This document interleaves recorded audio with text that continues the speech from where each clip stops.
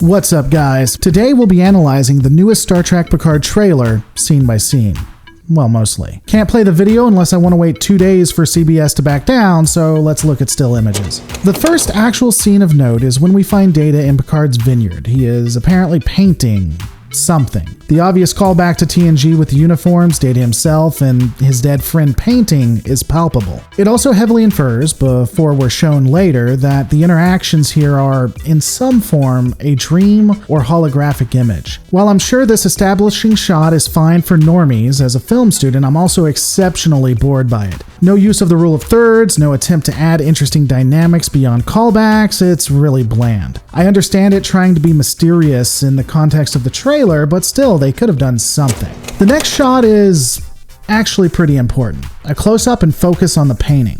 From a filmmaking standpoint, this tells us that that painting and the subject of the painting is extremely important. To quote a lesser-known YouTuber, you might not notice it, but your brain did. Then we have the shadow of Picard and Picard himself.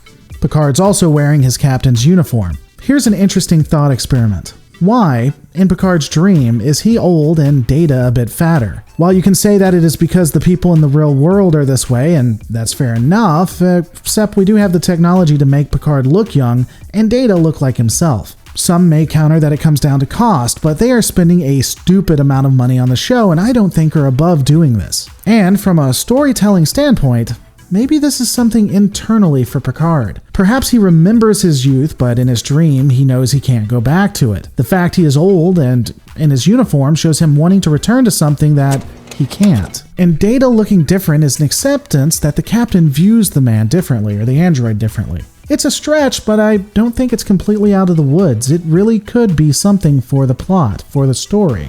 We then see what Data is drawing, and it appears to be a woman in Vulcan's robes. You know, the robes that we saw in the original series and TNG. Data would turn and look and ask Picard if he would like to finish the painting. Picard states that he can't, he doesn't know how, and Data effectively calls him a liar. And then more important pieces as Data goes to hand the brush to Picard. We see what looks like starfighters attacking an unknown planet. While we can't be sure what is occurring, there is some tie between the woman on the shore and the ships themselves. These ships are very triangular and appear to be firing some sort of red phaser or disruptor technology. Additionally, we see them fire a red torpedo of some sort. I'm honestly leaning Romulan if I had to guess, this being with the shape and the distinct nature of the ships, as well as the fact that we're seeing this red torpedo.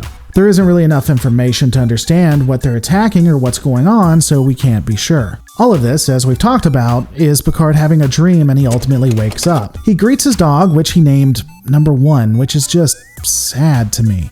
An old man named a dog after a title for someone he used to work with. Doesn't feel like the really best look.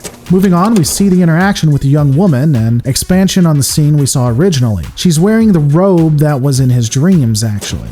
Jean-Luc goes to Starfleet Command, and inside we have a nice shot of a hologram that is the Galaxy class. Even though we have little reason for that to be at Starfleet Command versus like an Akura or Sovereign. Fan service and pandering, thy name is Star Trek Picard.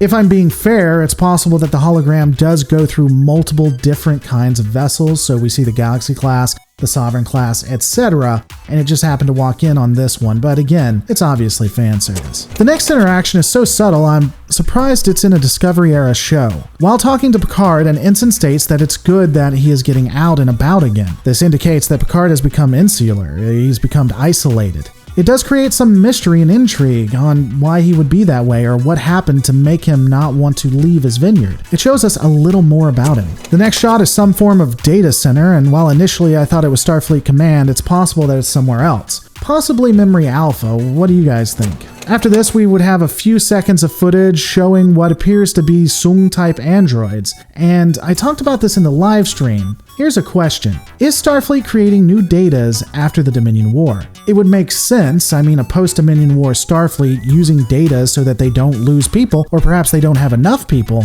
Seems logical. What do you guys think? We then see, from what I'm guessing, the Borg cube again. And we see people in white uniforms, similar to what is in Star Trek Discovery for scientists and doctors, as well as those in red. Interestingly, the red uniforms are similar to what we see with the Soong-type androids, but that could be coincidence. There isn't a lot to gain from the scene, but I do want to give a thought, and let me ask, were we wrong in the past? Could the Borg cube be a Romulan Starfleet or Romulan Section 31 alliance to utilize Borg technology? I'm beginning to think this wasn't a prison at all.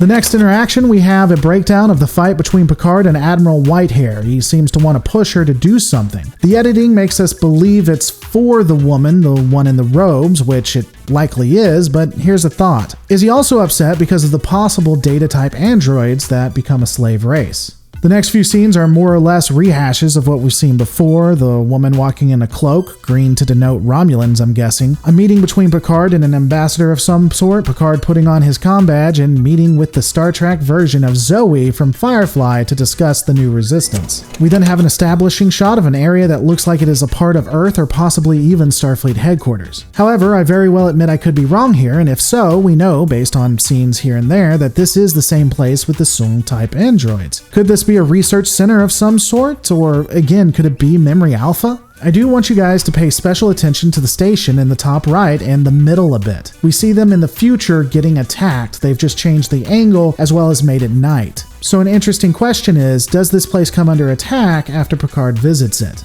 Do we have that old cliche? We then have another montage of the new crew, including Star Trek's Kaylee from Firefly, Space Legolas, and Captain Manspreader. Just introductions, not adding much. Once again, we're introduced to the Borg Cube and Borg Vor, which is just lovely, by the way. I love Discovery Trek era, thank God. And 7 of 9 holding someone who is dead, and based on what we see here, I'm guessing that Hugh will give his life so the others can escape and get the Romulan girl off of the station or the Borg Cube. The next scene of any note seems to upset some people. We observe the captain utilizing a 3D and holographic console to go to warp. This is actually consistent with several episodes in DS9 with those timelines set in the future utilizing 3D technology. So while it's future-y and it is there to compete with other brands, it's not against what we see in previous Trek. Finally, we get to take a look at the hero ship, which is a civilian vessel. Basically, it's the Normandy. We have the Normandy from Mass Effect is what I'm saying.